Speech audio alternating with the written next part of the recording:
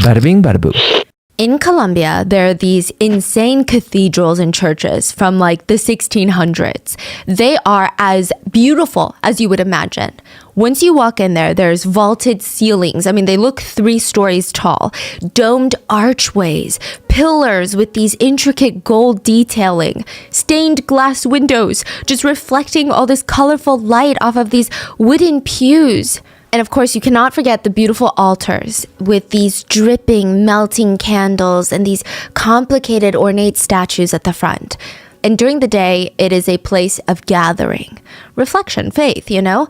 But at night, I think like any building, the last thing you want to hear is someone weeping from inside of one of these cathedrals. In a small town in Colombia, at one of these old churches, there was a man weeping. It's nighttime, the lights are off, he's kneeling on the cold stone floor, he's looking up at the altar, and there's just tears streaming down this guy's face. His face is all scrunched up as if he had just seen something so utterly terrifying, and he's grabbing his fist, and he starts banging it on his own chest. And he keeps weeping, mea culpa, which means my fault in Latin. He starts pulling at his hair, he's hitting his head with his fist, obsessively reciting verses from the book of Psalms.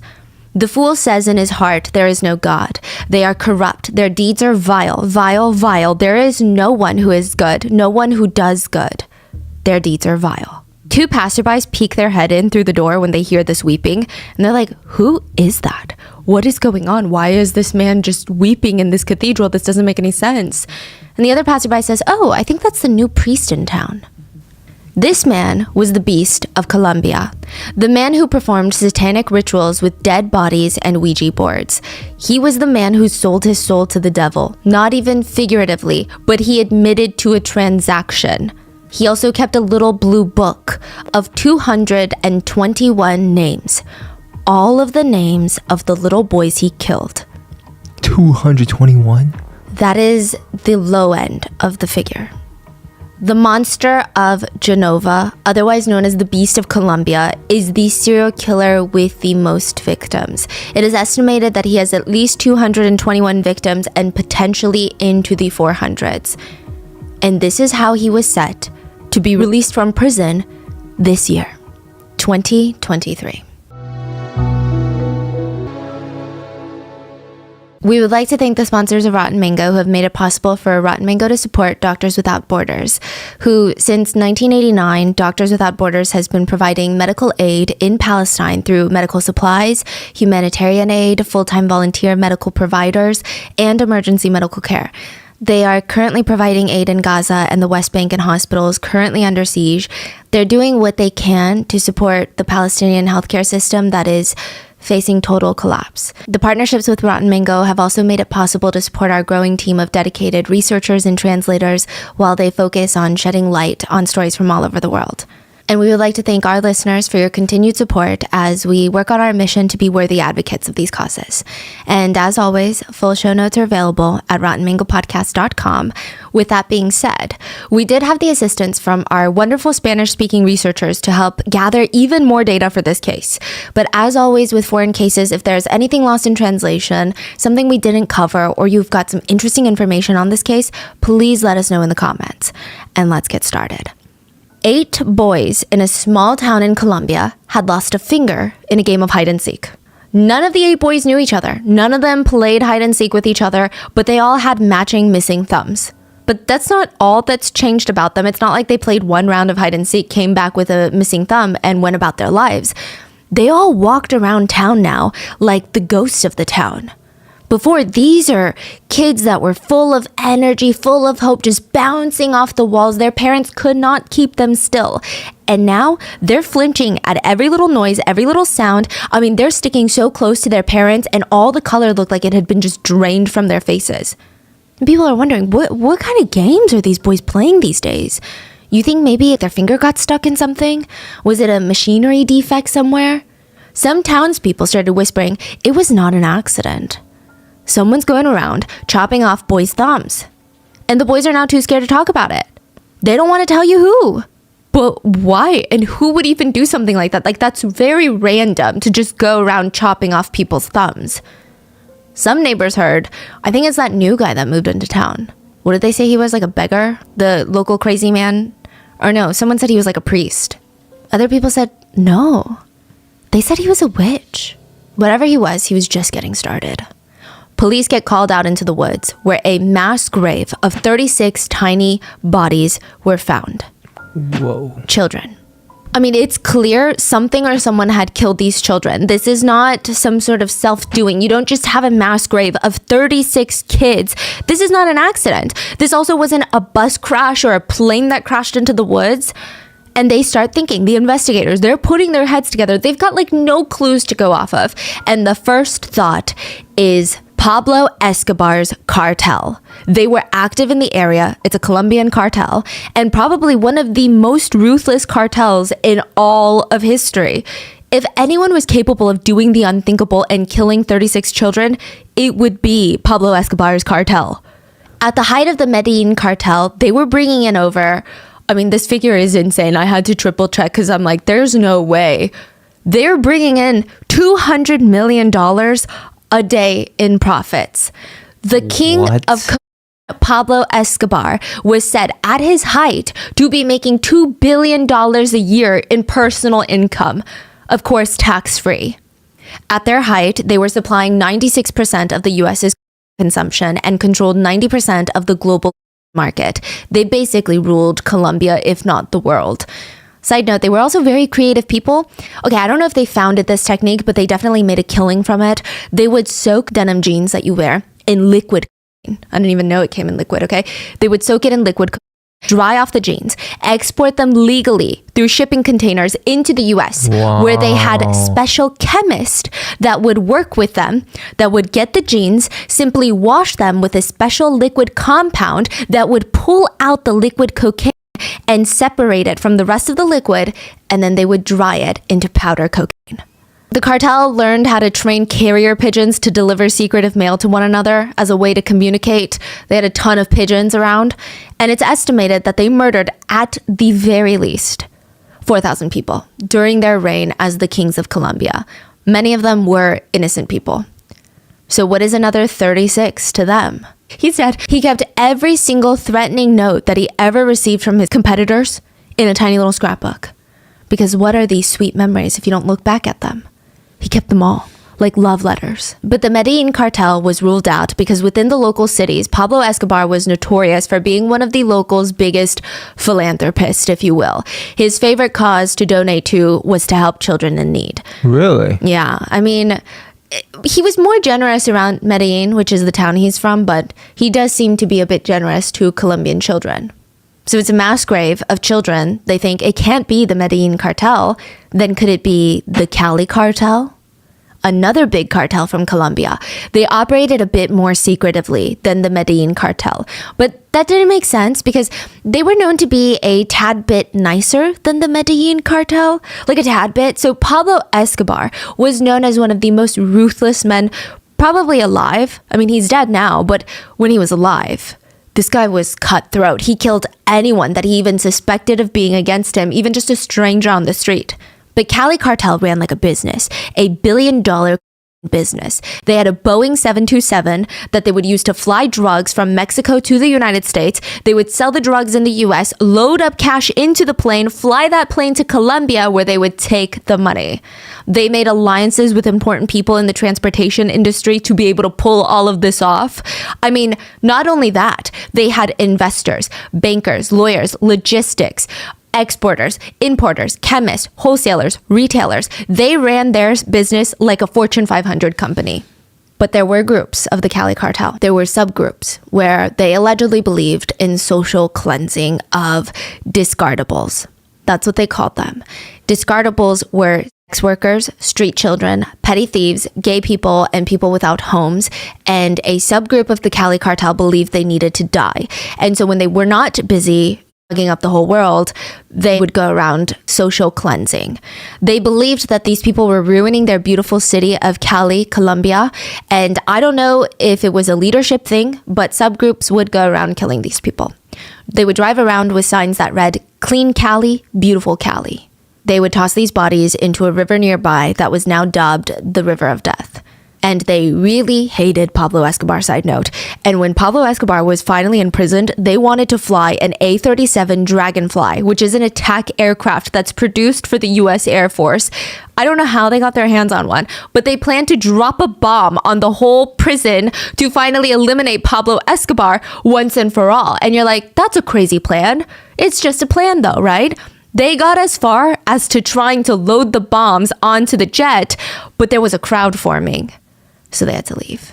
But they got the bombs. They got the jet, they got the bombs, and they were ready to go bomb a whole prison for Pablo Escobar. But the mass grave was not in Cali, Colombia. So the detectives, they're thinking, this doesn't make sense. Even the social cleansings that the subgroup of the Cali cartel would do, they were never at this scale. They were never mass grave levels, and they were never really outside of the city of Cali. And cartels, they typically don't just go out and kill a group of children. Typically, if they do target an innocent child, it's done because they're targeting their adult family members. Then the next assumption was, if it's not drug trafficking, it could be organ trafficking. Colombia has become one of the biggest markets for black market organ transplants, causing what they call now to be organ tourism. So it's where desperate foreign patients come to Colombia for an organ transplant that would be considered impossible, if not illegal, in their home country. To give context, recently, a 6-year-old girl had been kidnapped and sold to organ traffickers for $16,000. The World Health Organization believes that about 10,000 kidneys are traded on the black market worldwide annually. That's about one black market kidney sold every single hour. And there's estimates. Kidneys can go anywhere between $20,000 to $60,000 a kidney, and that's just for the kidney itself. That does not include the operation. Terrifyingly, they will sell corneas, they will sell eyes for $30,000. Livers go for up to $50,000 to $100,000, and hearts and lungs go for about $150,000. Now, most of the time, the traffickers, or they call themselves brokers, they make all the money. There are some markets where victims willingly give up their kidneys for money, but they only get $2,000 for their kidneys, while the brokers are taking home $18,000 to $58,000. For the other organs, like the heart, the lungs, the parts that victims need to survive, they're either doing this because they have no choice, they've been kidnapped, or potentially their death is the only way that their loved ones can live. But they're not even going to get $150,000 out of that. They'll get a tiny percentage. It'll probably be closer to like $15,000 to die. It's estimated that the illegal organ trade generates about $1.7 billion a year. So investigators are thinking, that makes sense. 36 kids and, children's organs, they could be more valuable on the market. But a lot of the victims in the mass grave, they had cuts on their stomach and their private parts, they were missing. So, okay, maybe it could be organ trafficking, but no. Once they looked closer, they realized that all these cuts were made incredibly messy. Organ traffickers, they are precise with their cuts. Nobody wants a tainted organ. So that doesn't really make any sense now. The authorities then move on to the theory that answers any and all questions that they have. Maybe it's Satanism, they say. Maybe it's people who practice witchcraft. That would be the only thing that makes sense. Nothing else makes sense at this point. There was clear evidence of torture. Many of the victims were decapitated and had their right foot chopped off. Why would they have their right feet dismembered, but still left behind at the scene? That doesn't make sense to investigators. Only right foot? Only right foot. And it's still there. Yeah, they don't take it with them. They just leave them. It doesn't make any sense. Does it? Lewis hated when people had what he couldn't have. It was like a thing. He always had been like that. Even when he was a kid. I mean, he was the oldest of 7 kids, and he hated any single person in his school that had a normal family. Genuinely despised them with this burning hatred. So Lewis had grown up in a small town called Genova, Colombia. And Lewis's dad, he is very much men rule the world, but more importantly, only I rule the world. That's his thinking. So it doesn't matter if it's his son or his daughter, none of them are allowed to go out, none of them are allowed to talk unless he permitted them to. He was an alcoholic that spent all day at the bar, spending up the family's money, and when he comes home, his whole family would hide under their beds.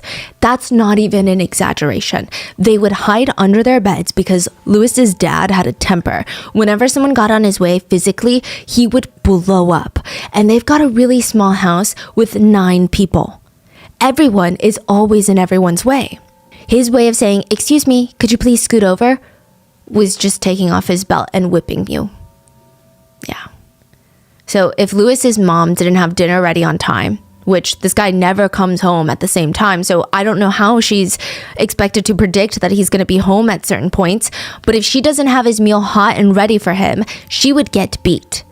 And as the eldest son, Lewis would try to stop his dad from beating his mom. But he tried a few times. The punishments were really bad. Lewis's dad would strap him up to a tree trunk and he would beat him with a machete. I don't know how he would hit him with the back of the machete, or if he's just kind of beating him like on the side with the machete, or if he's practicing small, shallow cuts with the machete. It's very unclear, but it was a machete. Y esa correa con él nos pegaba duro. Y nosotros no podíamos, digamos, jugar ni nada. Éramos totalmente, no me pude desarrollar como niño, ¿sí me entiende? Eventually, Lewis would stop trying to protect his mom because at one point he felt like, well, mom's never going to leave and I keep getting beat for no reason. And that's just how it was. At one point, Lewis's dad did attack his own wife with a knife. She ended up staying, probably not because she wants to, but from a socioeconomic standpoint, she would be destitute and her kids would be in danger. So she stayed. And Lewis stops protecting her.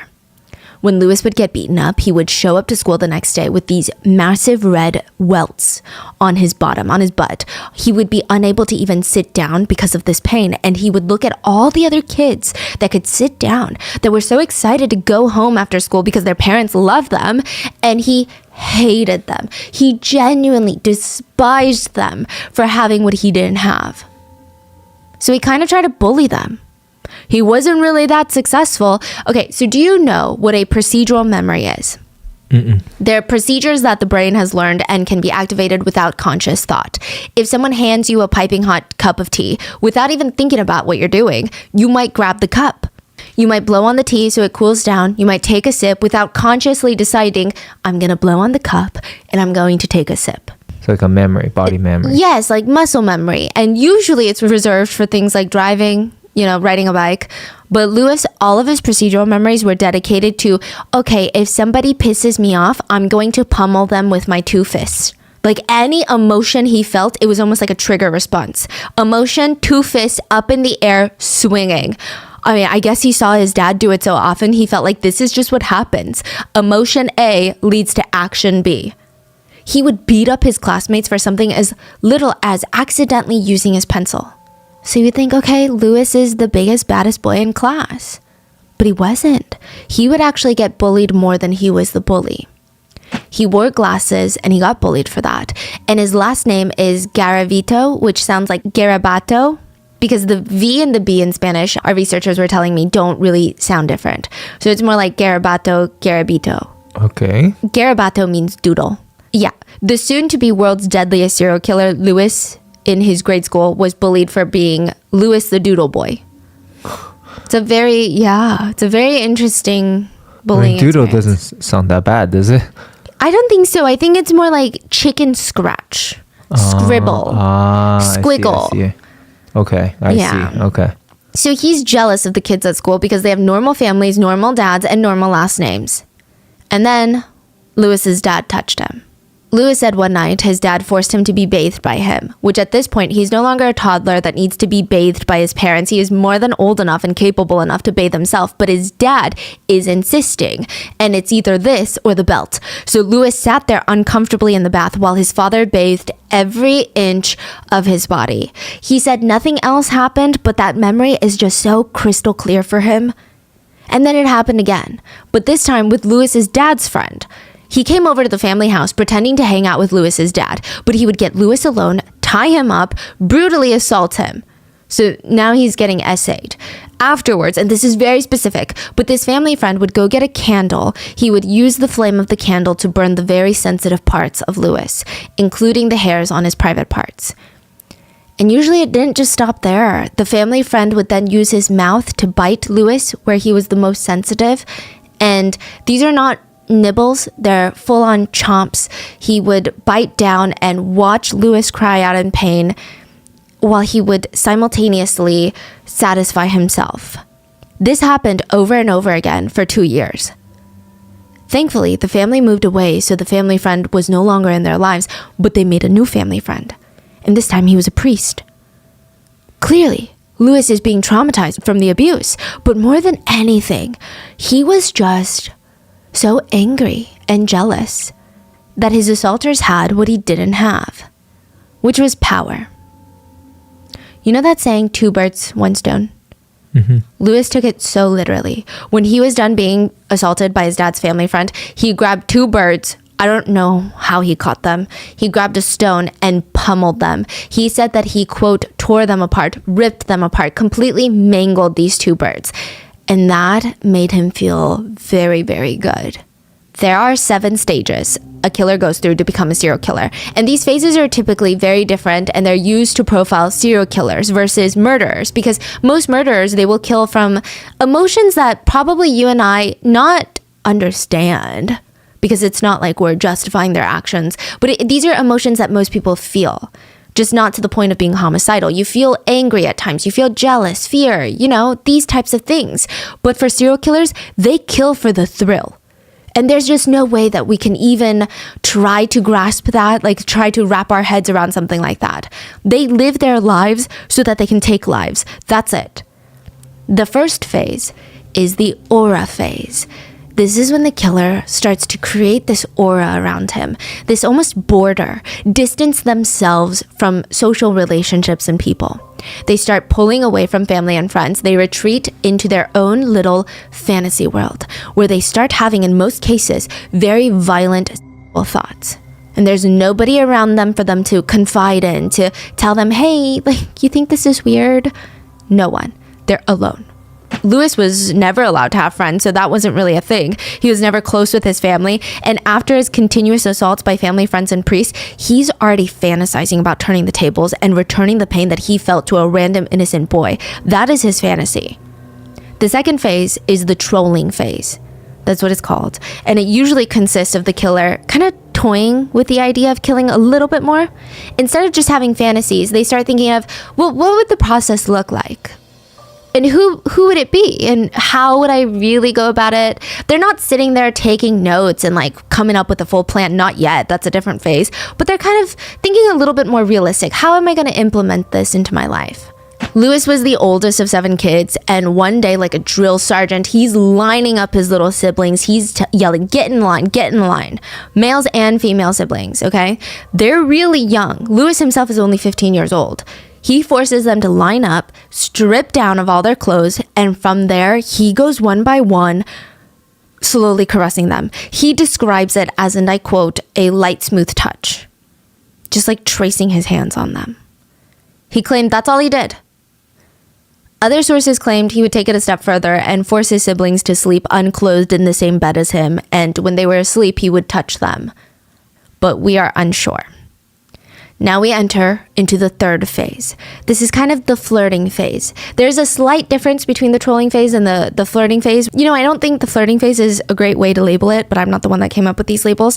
It's when a serial killer is in this hyper-focused mode of trying to find the perfect victim, trying to kind of flirt with the victim, gain their trust, toy with the idea of how and where to kill that particular victim. So they're narrowing it down to a group of people that they want to target. More concrete plans are being made in this phase. They're literally flirting with the idea of killing, which is terrifying to think about. Who came out with these 7 steps? A bunch of profilers. Oh, yeah. I see. But what's interesting? A lot of different serial killer profilers have different methods. Yeah, there's a couple of things that they all go by. I saw that some people don't use these 7 stages. Some people do. So I guess it really depends, right? Now, Lewis is in his 20s. And you would never in a million years think that this man is flirting with the idea of becoming a serial killer if you met him. He's working at a bakery. He's baking loaves of bread. He goes to church every single Sunday. He even attended AA meetings to address his relationship with alcohol. Middle-aged women would come down into the bakery, buy a loaf of bread, and shove pictures of their daughter in Lewis's face. And they knew that he was an alcoholic, but a lot of men in this town were. At least Lewis is working on it. He acknowledged it, and he looks kind of cute. He wears those 80s style big eyeglasses. And I'm not saying that to compliment him. I'm saying, this is the older lady's perspective. He's baking cakes for a living. He goes to church on the weekends. He does occasionally get very angry with the bakery owners, so his bosses, and he would occasionally punch them in the face a couple of times. But other than that, he was a complete catch. A lot of these moms, I'm sure they didn't see him punch his bosses. The moms, they would already have 2 loaves of bread at home, but they were just stopping by to buy another loaf, begging Louis, hey, my daughter is single. Louis would politely decline, and he said, maybe later. I've got a lot on my mind right now. Louis had started assaulting little boys in the park. Now, he would hide in the bushes with his machete, and if he saw a little kid walk by alone, he would jump out and yell, don't say anything or I'll kill you.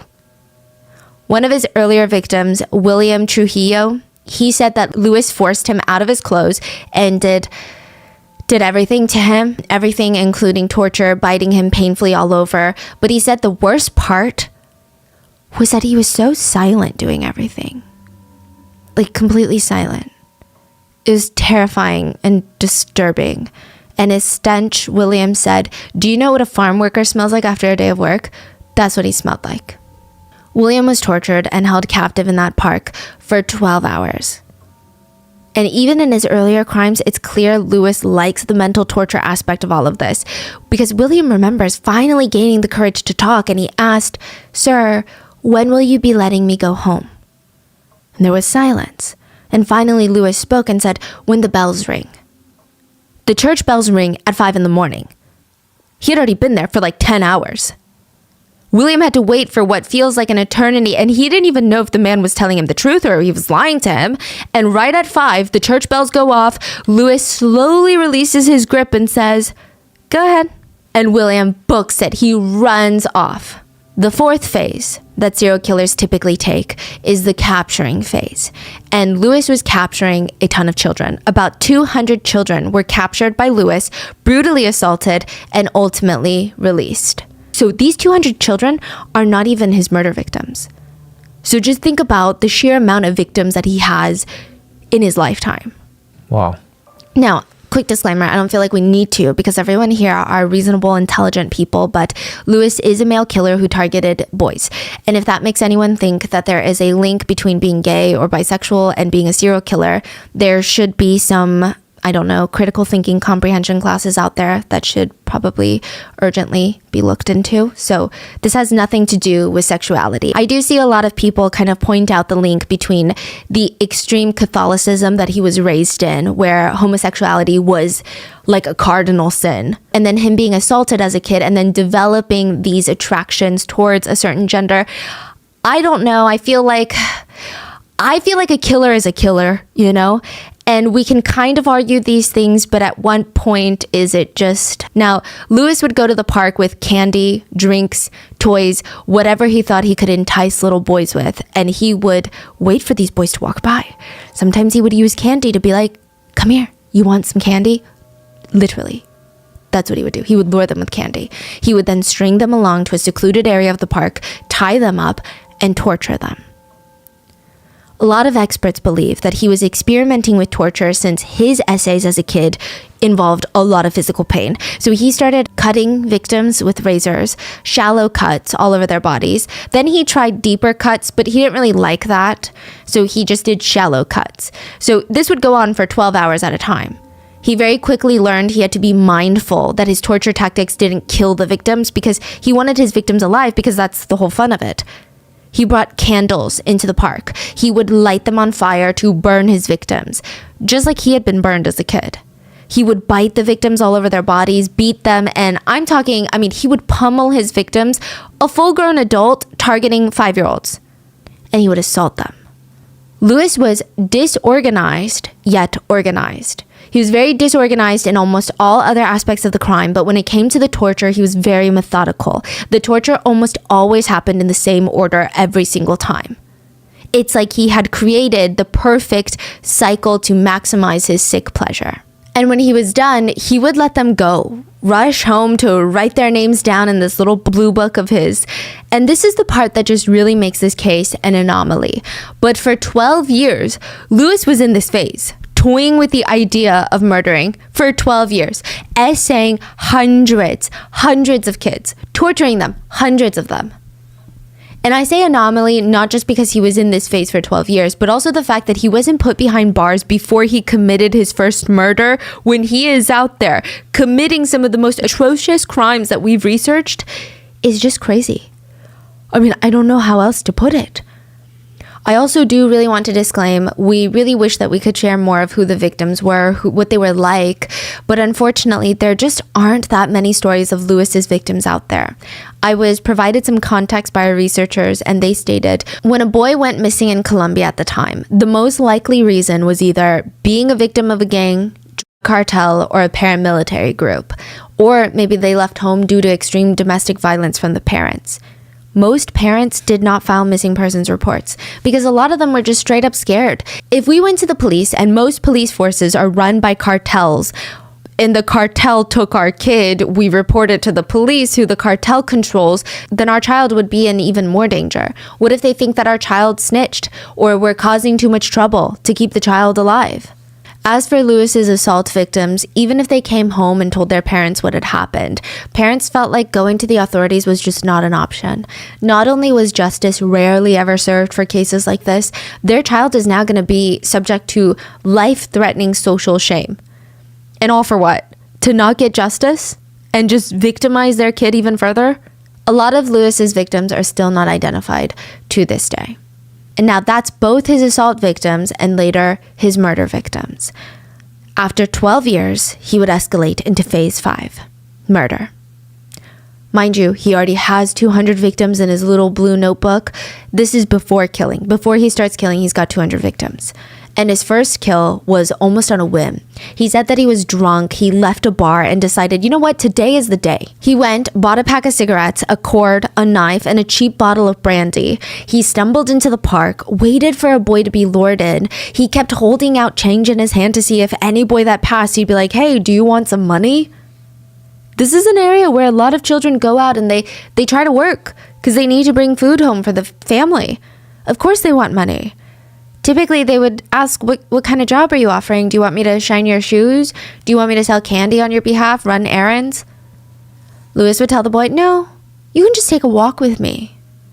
Lewis grabbed his hand and led him into the wooded area of the park.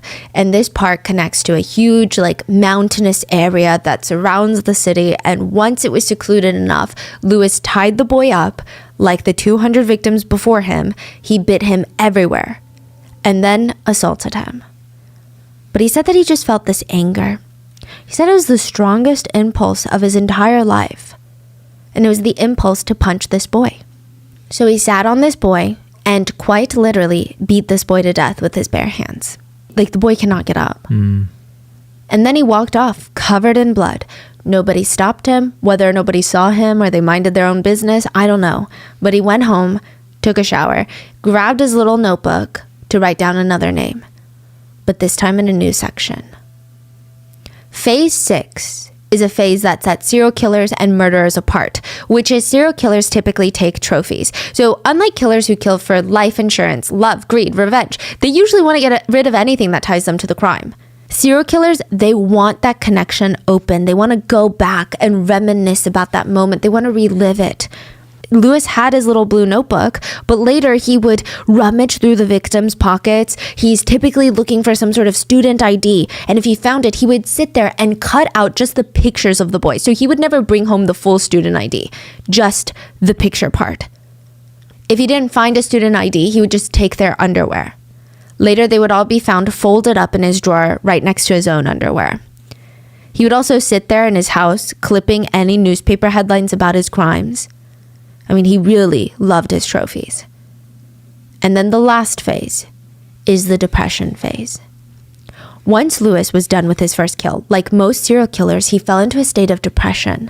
For some serial killers, this includes the feeling of guilt. Lewis said he was so disappointed in himself, which is honestly such a weird way to describe it. I get disappointed in myself all the time, but for small mistakes. He's disappointed in himself because he killed someone. It feels like such a light word to use, but he said he was so disappointed in himself. He walked himself into church, wept in front of the statue of Jesus, and he just cried. If I'm being honest with you, I don't think that this man really felt guilty. So what exactly does that mean? When he say he feel depressed and cried and go to church, like what is that? I think it's a procedural memory.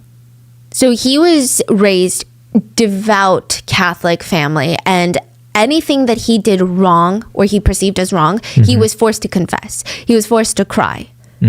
That's how you get rid of your sins. So if there was a part of him that still had any of that faith that he needed to be saved, this was purely for that, I believe. It was narcissistic. It's, I want to be saved. I want to go to heaven, so I need to confess to my sins. I don't think there was genuine remorse, because it's hard to imagine he feels even a little bit guilty, but still went on to kill 220 more times. So he did that, and then he continued, and so it's like a back and forth and back and forth. Every time after a kill, at least for the first, I don't know, dozens, he said that he would go to church and just cry because he was so remorseful. I truly don't believe he was remorseful at all. Yeah. You know, I think that these outbursts of emotions are just procedural memory, that part of his brain that's lighting up again. Or I think that it's just some sort of narcissistic tendency to make this whole fantasy feel even more real and complicated. This is purely speculation. A lot of serial killers have some sort of personality disorder that makes them unable to feel human emotions or empathy. I mean, they feel human emotions such as anger, but they don't feel empathy. So a lot of them will mirror people. And I wonder if this is him mirroring what he thinks is expected after something like this. Because I genuinely don't think that he's sorry at all. Yeah. When he was 23 years old, he did end up going to a psychiatrist. And this is why I think that he's a little bit dramatic. Wait, he's only 23 right now? Yeah. Wait, you say it's been 12 years? So, Yeah. Oh, he started when he was, wow. Okay. And he would go on for like another, like 2 decades. This part, I don't know how else to describe it, so I'm just going to try to describe it the way that I think people will understand the message the best. I'm not trying to like trivialize it, but I feel like he is kind of dramatic in the sense that he wants these main character moments. I think that's part of his weeping at church after the kills. Because listen to this. He goes to a psychiatrist in his 20s, and he gets diagnosed with reactive depression, which typically indicates that someone has significant distress that is oftentimes out of proportion to the severity or the intensity of the external stressor. So this type of depression is triggered by something that happens in their life. It's reactive. They have a big life event, and now this person does not feel like they can handle the stressors of life, so they feel depressed. So if someone steps on another person's foot by accident and this person has reactive depression, a normal reaction would be feel physical pain and potentially a little annoyance. In Lewis's case, his mind would send him off the rocker. Reactive depression is usually temporary, meaning once the situation that the patient lives in, this external situation, improves, the reactive depression also improves. Or if the external circumstances persist, the patient does not develop a way to cope, then it develops into chronic depression. And this is not to say that reactive depression isn't very painful and very real and potentially life-threatening, because it can develop into chronic depression, which can end someone's life. But reactive depression is typically not classified as a high-risk diagnosis. But of course, it's case by case, and it could very quickly evolve into something that's more high risk. Lewis gets told that he has reactive depression. He claimed he wanted to end it right then and there. But then he never would. You know, and he just like kept telling people in interviews later on that it just made him really depressed to have reactive depression. Because later, his reactive depression, some psychologists stated, did evolve into clinical depression or chronic depression, right? So he's claiming he's very depressed. He would go down to his therapist, feel even more depressed because his therapist is like, you're depressed. Then he would go to AA meetings, feel extra down because he's an alcoholic. And then that night, he would go to a bar, get drunk, and then try to kill someone afterwards. And he just kept using the excuse that he was sad and depressed. Like, I say this with such not really much sympathy, because I feel like so many of us are sad and depressed, and none of us go out there and commit heinous acts of violence. So I don't even know if that's really what he claims. He's doing this because he's all sad. He's sad, and then he kills, and then he goes to church because he's so sorry. Do you get what I'm saying? Like, none of this is making any sense. And then he said he would feel sad after a kill, and he would start thinking back to the last time he felt any sort of happiness, and that was while he was committing his crimes. He stated that he would start flipping through his little blue notebook and pleasuring himself at the memory of his crimes. And he realized in order to feel happy again, he would have to kill again. And these kills would only get more gruesome. So he would punch the victims all over. He specifically would target their hands, which this part, I mean, if you've been around younger ones, you know how their hands are so small. It feels like a natural universal feeling to see a child's hand and want to protect them. Lewis would specifically target these hands. He would punch them until he shattered the bones in the hands. Jeez. He would punch and slice them on their bottoms as well. He would try to lightly stab into their kidneys. He said that he chose to stab near the kidneys specifically because he realized that there's not a lot of, he thought, major arteries in that area. So victims would typically not bleed to death before he was done with them because he wanted them alive for a very, very long time. The final acts of torture included him slitting their throats while actively assaulting them. And then when he was done, he would decapitate them.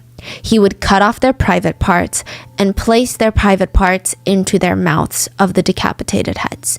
This was almost his signature, and I'm not saying that as a figure of speech. Serial killers typically have something called an MO.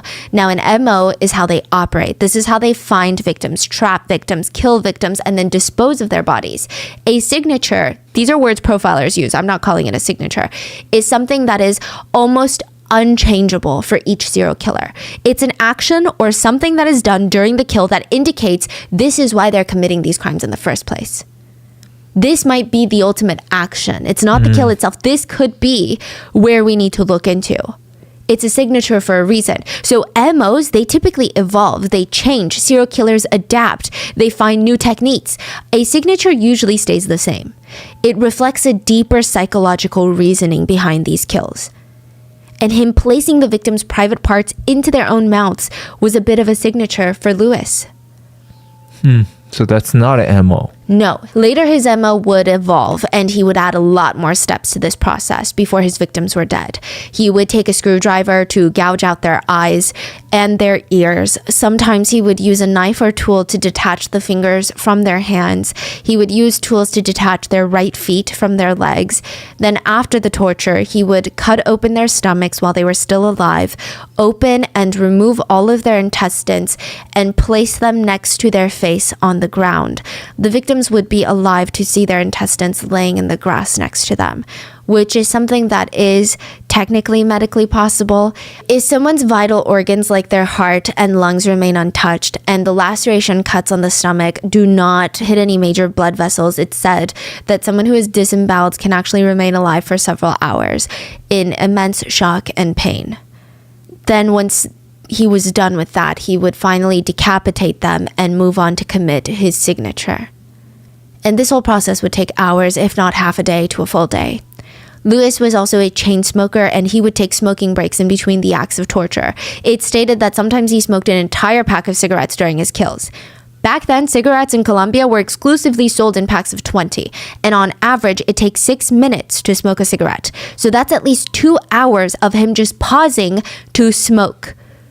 2 hours of extra torture that the victims would have to endure. Lewis tried not to kill too late at night, mainly because he said he was scared of the dark. But sometimes it was unavoidable, and that was fine for him. There was another thing that Lewis was starting to get scared of, and it was the idea of getting caught. He had been an active serial killer in the area for years now, potentially even a decade at this point, and only just recently, people started noticing. People started hearing the whispers around town. Mothers would be pulling their kids closer to them while they were running errands. And then there was that incident. He had just finished murdering another victim when someone had apparently seen him attacking the kid in the woods. He hears the police coming. The victim wasn't dead yet. He quickly finishes, does what he does, flees as fast as possible, and breaks his leg in the escape. The witness did not see what Lewis looked like, so he had a close call, but he would get off without a charge. And the only thing that angered him was that now, because he broke his leg, he had a limp on his right foot. And that right foot would never be the same. And he hated seeing people with perfectly healthy right feet. So that's why he chopped. Wow. A lot of people speculate that he started gouging out the victim's eyeballs because his eyesight was deteriorating. He was having problems with his eyes. Now, this added a little bit of anxiety to Lewis's life. And there was the situation of the 8 boys with the missing thumbs. He went from assaulting boys, torturing them, letting them go, and then into killing boys. But during his kill phase, he actually let 8 of his victims go. And that would haunt him forever. And it's not because he messed up. It's not because he thought, oh, let me just let these kids go because they said something that I liked. They did something that I liked. He felt sympathy. It wasn't that. He thought it would be more fun. He was experimenting.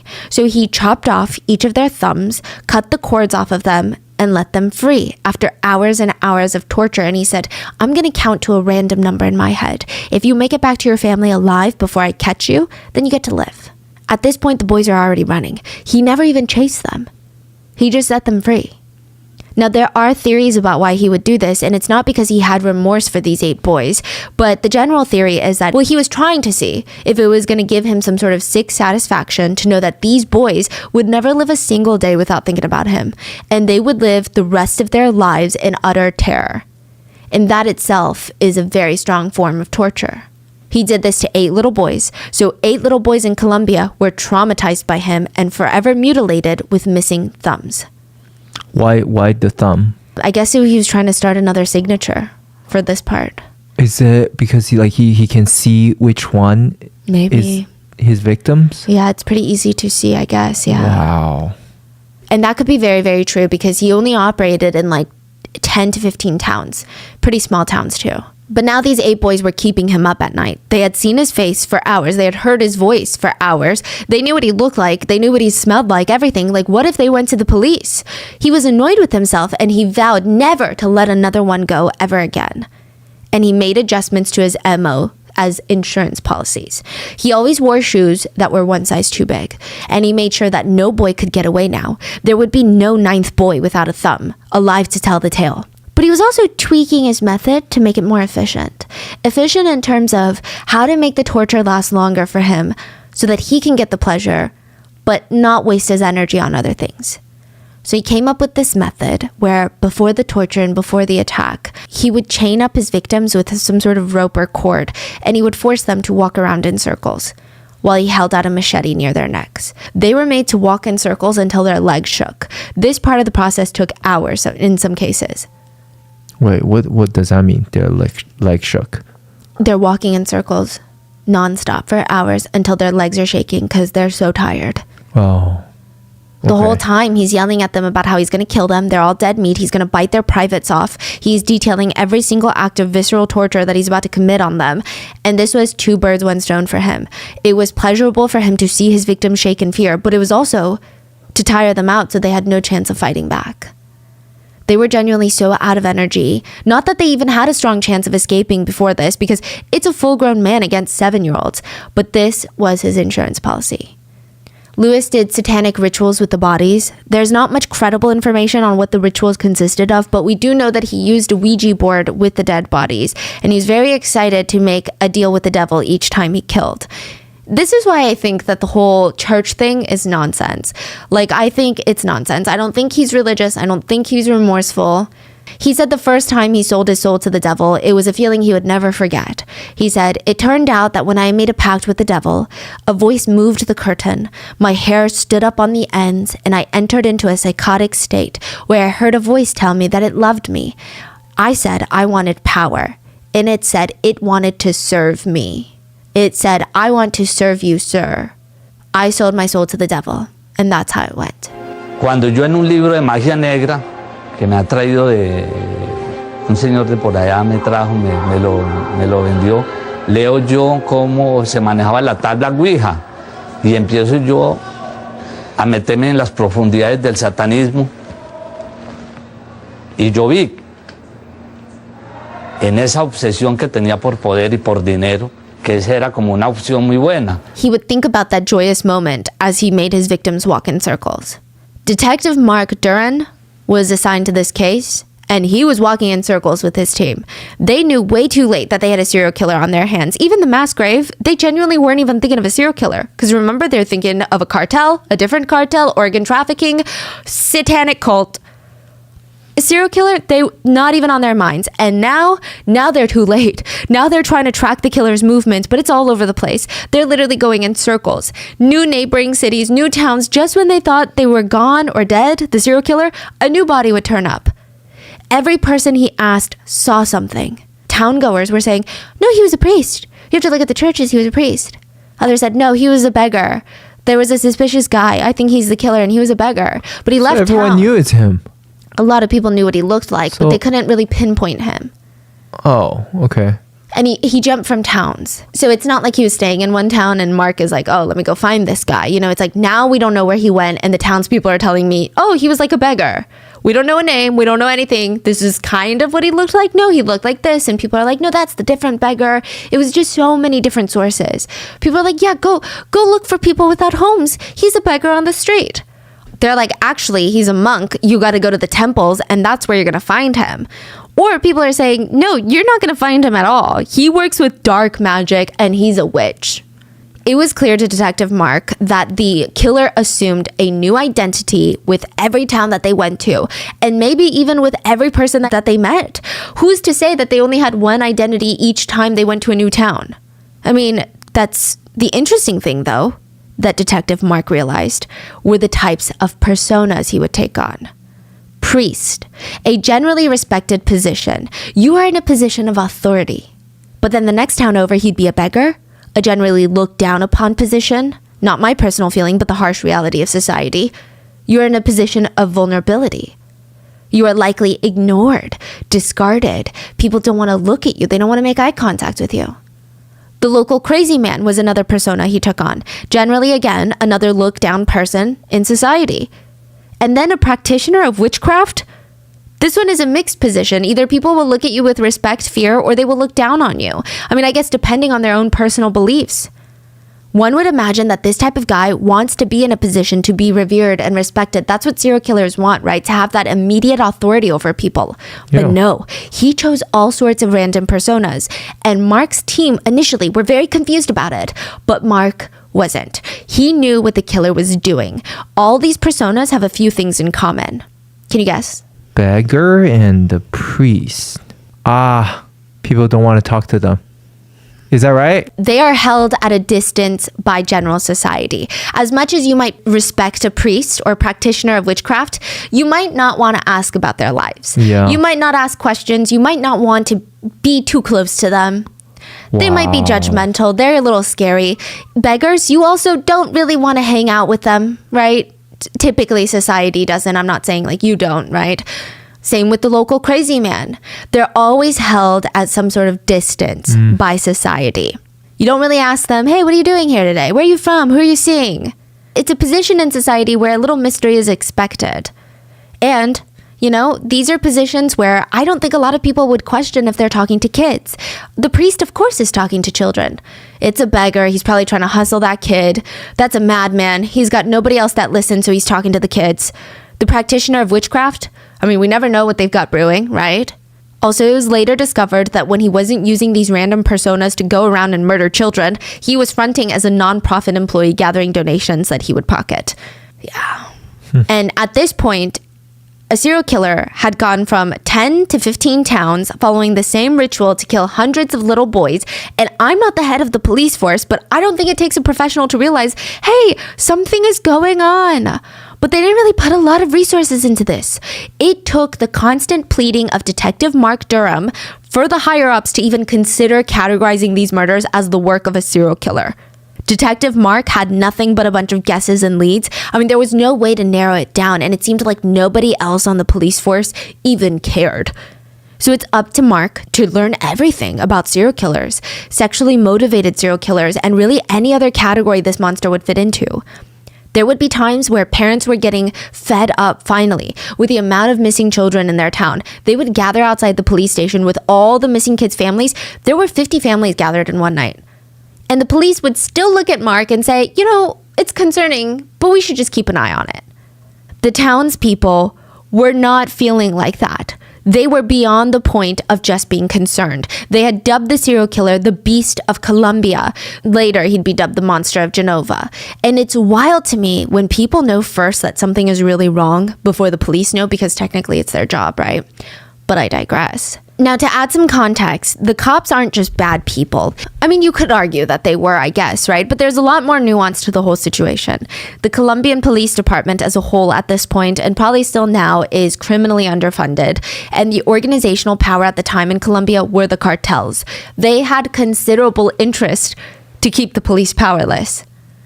Each town's police force had a plethora of murder cases on their hands. They didn't have the resources for outside help, serial killer profilers. They didn't even have enough to really fund any evidence or DNA being tested.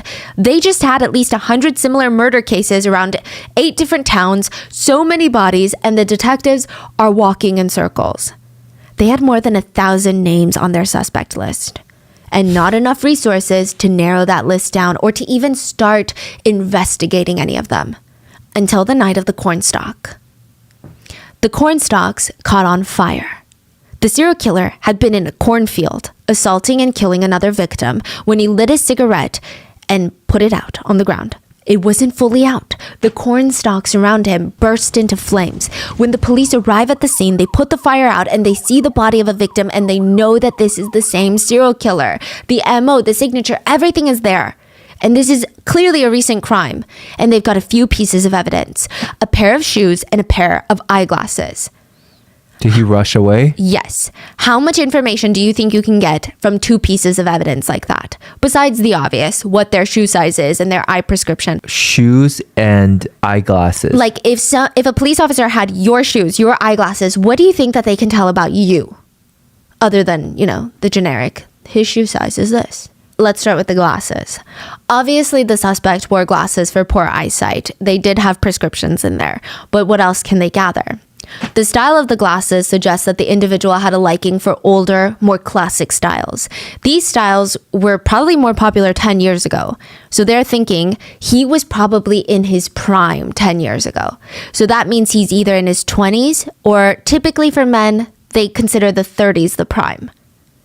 And that was about 10 years ago. So he's in his 40s, more likely. Because, you typically have a peak, they call it, in your lifetime, and you almost hang on to your style when you felt like you were at your peak, because you're almost clinging on to that youth, that feeling that you had by clinging on to these styles and designs. So now they believe that the suspect is anywhere between 40 to 45 years old.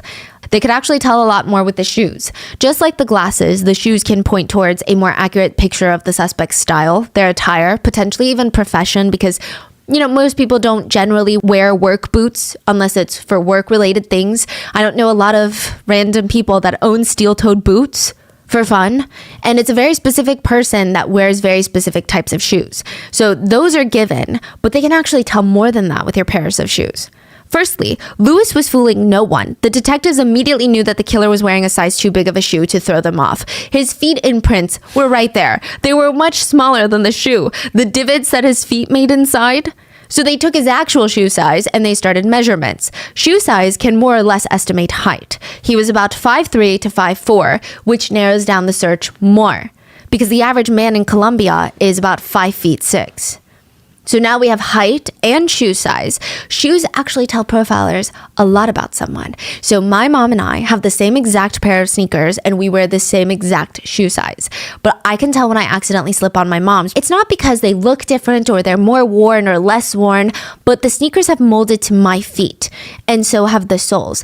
And you would be surprised at how much your feet can tell about you.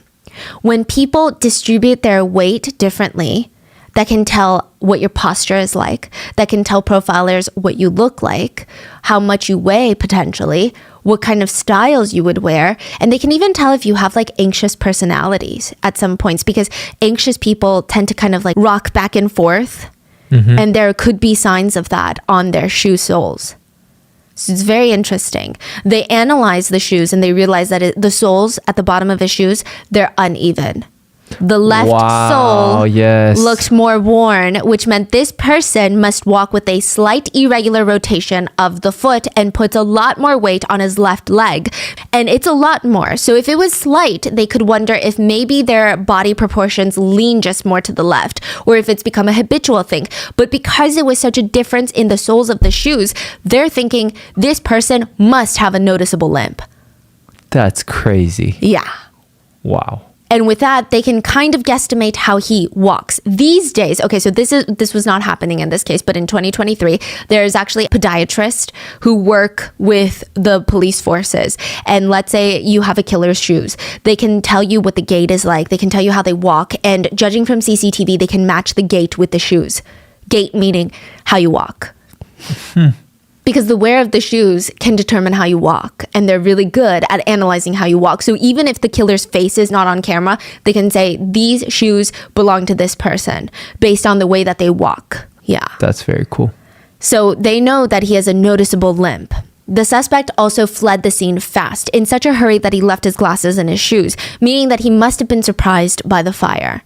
But in what situation would he have been surprised by the flames and have his shoes and his glasses off? Shoes are maybe a bit more explainable, but his glasses? They guessed accurately that the suspect was taking a nap. He's the type to smoke cigarettes while torturing his victims. He should also be the type to lay down next to a dead victim's body and go to sleep. There was no further explanation on why his glasses would have been off in the first place. Then the fire started while he's napping. He had to flee so quickly that he left his shoes and his glasses, which would likely mean that he's got second-degree burns to his body. And this is when the police put together that the killer has a bad right foot and had been dismembering the right feet of his victims. They also check his prescription. He has pretty bad eyesight, and he was now tending to gauge out the victim's eyeballs. And the killer's signature, he places the victim's private parts into their own mouths. Likely, the killer had been a victim of some sort of abuse or trauma growing up. So now they have a lot more to work with. They thought this killer has to be on the offender list because that just doesn't make sense. Like, you're committing these level of crimes, there's no way. But that registered offender list consists of more than 5,200 names. So that's more than 1,000. Their suspect list was originally 1,000. They eliminate all the names that had been charged with assaulting girls because the victims are all boys. That's 1,600 names left. Then they took off anyone younger than 40. That's now 95 names. Then they eliminated anyone that was shorter or taller than 5'3", 5'4". And now they had a list of 25 names. And they believed one of these 25 people were going to seek medical attention soon for their burns. They were right. Wow, they got so good all of a sudden. All of a sudden, yeah. They were right. Lewis had burns all over his body. He forced himself to run on foot for 6 hours despite his burns, which I don't say that sympathetically. I'm saying that to emphasize this guy really, really did not want to get caught. When he stops running, he realizes, I've got second to third degree burns all over my body. Second degree burns, they look a little bit blistered. Third degree burns, they look like charred wood, or they looked really white, like cooked white meat. And it's not as painful in the immediate time. It'll later probably feel like hell, but the nerve endings are typically destroyed initially for third degree burns. Where was he burned? All over his leg and like kind of the left side of his body. Yes. You know, Lewis, like all other serial killers that we've talked about, he had a very strong self-preservation mindset. He knew that he couldn't go to the hospital for his burns, but he had to get something. He went to a vet clinic, and lied, said that he had gotten into an accident in his fireplace, gave this very elaborate story, offered to pay for treatment. They did not ask questions. They treated his burns. December of that year, every single newspaper had the same explosive headline plastered all over it. The Beast of Colombia caught. The killer's face and name were front page on every major publication in town. And the shameless killer had the audacity to deny all the crimes that led to him. He had an injury on his right leg that caused him to limp. The shoe quite literally fit, and he was exactly 5'4" inches tall. He had a history of abusing minors. He loves cheap brandy, and he's sitting there and he's like, I'm not the Beast of Colombia. And they're like, you are despicable, dude. The Beast who had, on average, killed 2 to 3 kids a month for almost a decade, and now he's sitting there looking cops in the eye saying, that wasn't me. What?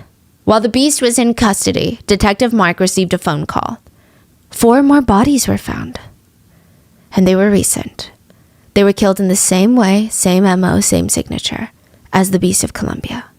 The person sitting in prison about to be tried for the serial killings was not their beast. Don't get me wrong, he was arrested and he should be behind bars, but this was not Luis Garavito. They took him off the list and went back now to a list of 24 names. Detective Mark went to talk to each of the 24 families of the suspects. One of the sisters of the suspects did notice something strange recently. She said, you know what? My brother did stop by a few days ago and he told me to hold on to his little bag and not look into it. And I haven't looked into it. They look into it, it's newspaper clippings of the crimes. That's how they call him? Yeah. Luis Garavito. Mark looks into this guy. At 15, he was arrested for the first time for trying to assault SA, a 7-year-old, at a train station. He was caught and let go. He had actually been brought in years before for murder, torture, assault, and beheading of a kid, but they said that they didn't have any other evidence, so they just let him go. And you would think that since he had already been brought in for such a similar crime, that once these serial killer investigations started taking place, people would be like, oh my goodness, that's the guy, right? They didn't. He was not. Outside of the crimes, he managed to live a normal appearing life. He had a few girlfriends, never had children of his own, but his girlfriends who lived with him had children from previous relationships. They never noticed anything odd about him, they said. They said that he was really good with kids, actually. And even after breaking up, sometimes he would still send money. He was very nice, they said. As Detective Mark is investigating, a call is made to his unit. A boy had been discovered in town, completely shaken up, and he said that a man tried to assault him. He rushes over, puts the boy into his patrol car, and they start driving around looking for this man because they're like, this is going to be the Beast of Colombia.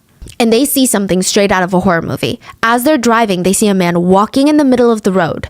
And their patrol car is loud. As they're driving up towards this man, whose back is facing them, this man does not move, does not run faster. He just keeps walking at the same steady, slow pace, blocking the way, not even looking back to see who or what is behind him. And the kid is like, that's him. That's him. They pull up and they ask the man for his name. And he very calmly says, oh, my name is Bonifacio? Yeah, that's my name. Okay. It's a very specific name, Bonifacio. What was your last name? Bonifacio Marrero. Very interesting. While the partner is asking generic questions like, what are you doing? Why are you walking? You're walking to the next town over? That's 55 miles away. You got lost? Where did you get lost? Detective Mark looks down and sees scarred and healing burns all over the left side of his body. His weight is heavily distributed to the left side. He's wearing glasses and suspiciously looks identical to the suspect photo of Luis Garavito. He was finally arrested. He didn't try to run. He didn't try to fight, but he did insist that he was Bonifacio. Okay? Which was not the smartest thing because Bonifacio Marrera was a well-known politician from the next town over, and he kept up this whole shtick of being a well-known politician even though he looked nothing like the well-known politician, and he looked more like Luis Garavito, and he's like, I don't know who that guy is. They brought in Detective Mark, and Detective Mark is kind of like your quintessential detective that you would see in those sleepy small-town murder thriller books.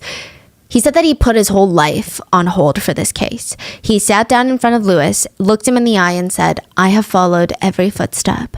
I have seen every single victim. I have breathed every breath that you took for the past 2 years. And now we finally caught you and it's over. Luis calmly asked if he could pray, walked to the corner of the room and started sobbing while begging for forgiveness. He also confessed to 221 murders. At one point during the confession, he leaned over and vomited into the interrogation trash can. Yeah. He also said in the same breath, as he's confessing to the murders, he said, really, my only problem is my leg. My psychic health is very good. I've never had psychic problems. I'm assuming he meant psychiatric. Most of his interrogations, at least the ones that our Spanish researchers could dig up, it's of Luis recounting his crimes. But there are certain parts that we haven't covered that kind of stand out. At one point, the investigator asked him why he decapitated the boys, and he said, I don't know, because I made those decisions. Possibly it was because the boys didn't suffer and they died more smoothly, that's why. He's stating that he was trying to help the boys pass in a softer way. This is the man that disemboweled his victims while they were alive. So He also kept saying, I don't want people to look at me like I'm a monster. I'm a human being. Yeah. Well, he could live out the rest of his human being life in a Colombian prison then. He was sentenced for 162 murders. The courts counted up all the years that he would get for each individual case, and it came down to 1,853 years and 9 days. To give context, the United States of America has only been around for 247 years. This man is being sentenced to 1,853 years. But Colombia has a max prison sentence. Colombia is one of the countries where they believe that even criminals should have the right to life. Life is sacred, and these criminals deserve to have a light at the end of the tunnel. And to condemn someone to a life behind bars without hope is inhumane. Colombia has something called sentence unification. If you are sentenced to multiple crimes, then you will only serve the term that's the worst, that's the longest. It's basically serving your sentences concurrently rather than consecutively. So we kind of have that in the US. So in Colombia, if you get sentenced to 3 crimes, 2 years for one, 5 years for one, and 6 months for one, instead of spending 7.5 years in prison, you'll just spend 5 years because it's your harshest sentence. And just like that, 1,853 years turned into 40 years. 40 for the worst serial killings in history, where he kidnapped hundreds of children, tortured them, dismembered them, disemboweled them, assaulted them, decapitated them, used their bodies for satanic rituals that we don't even know because he won't talk about. 40 years. But people are like, okay, let's have some hope, because Colombian prisons are notorious for being harsh. And Luis was sentenced to the maximum security prison in Colombia, probably one of the worst in the entire country, which apparently the prison itself was inspired by the US penitentiary system. So there's that, but it's really, really bad. People have stated that the first thing you'll notice before you even walk into the prison is the whole smell. I mean, the place stinks of urine and feces to the point where even if you walk in covering your mouth and nose, your eyes start to water because of the stench. There's only running water for about 8 to 15 minutes a day, and only on the first floor. Now, there's no guarantee that you're allowed to go to the first floor when water is running. If you don't have a first floor cell, more likely than not, you get access to no running water. It's really bad. Since there's no running water, there's no toilets. So the prisoners are forced to relieve themselves in plastic bags. I'm talking both types, urine and feces, into plastic bags. But if they leave these plastic bags in their cells, it starts to stink up the entire cell. So they toss the plastic bag through the bars of their cell into the communal space beneath. And more often than not, these bags plop and they splatter to the ground. And since water is never on, prisoners basically have water rations. They have water deliveries where the prisoners are forced to line up shoulder to shoulder. They're stiff, it's tense. They've got empty jugs in one hand, and they've got the guards will pour their water into those empty jugs. And then in the other hand, they just have like a knife out in the open, an improvised weapon, like a shank that they made in prison. Because usually the violent outbreaks happen during water deliveries. The cells themselves are jam-packed with prisoners. Even the hallways of the jail are filled with mattresses because of how many people are in there. It's really bad. And they are exposed to the elements in most cases. In the maximum security tower where Luis is a prisoner, they're allowed out of their cells for 1 hour a day. The conditions in there are so bad that some prisoners have taken to sewing their mouths shut as a protest against the horrid conditions.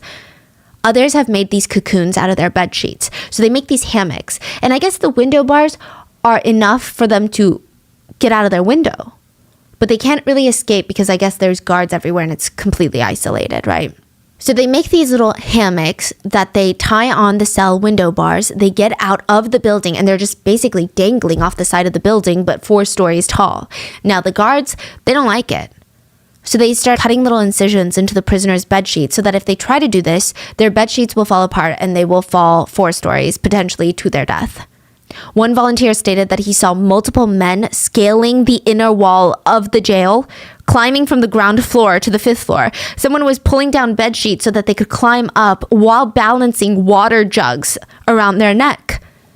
It's because the top dogs of the 5th floor wanted some water, so the bottom people had to go fetch water.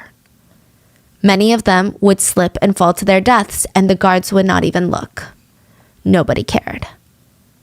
Ironically, outside the prison, there is a fish pond with a constant stream of running water poured into it.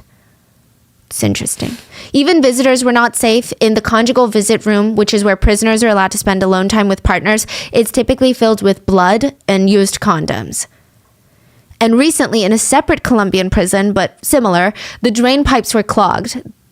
Plumbers came to work on it. They found the remains of 100 people in the drains of a prison. Inmates, visitors, nobody was safe.